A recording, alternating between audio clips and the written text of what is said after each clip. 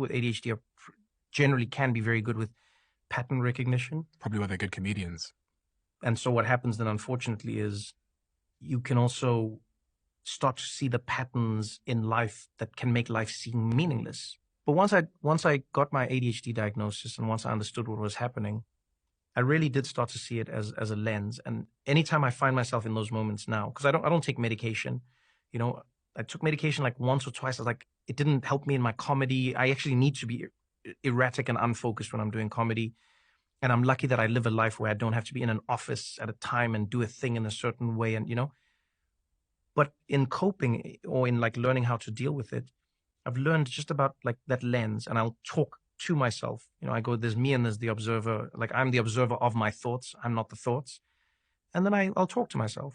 So I'll be like, man, you do this tomorrow. And then the next day, and then life is me. Then I go like, it is meaningless unless you zoom in. And then if you zoom in a little bit more, all of a sudden, wow, it's almost like the most meaningful thing. This conversation with this person is the most meaningful conversation you will ever have in your life. This is it. This is everything that it is. This hug that you're getting from your friend is the most important thing you will ever experience. This meal that you're having, just taste these ingredients. What is taste?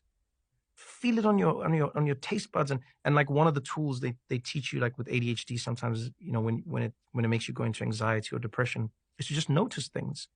Practice being present. Walk down the street and like really look and say out loud what you're seeing. And at first it's very stupid. That is a red door. That is a green roof. That is a pigeon sitting on the gutter. That is a gutter. That is a gray car that is driven by. And you'll be shocked at how just doing that gets your brain out of that loop. And then something's going to catch your eye or something will spark.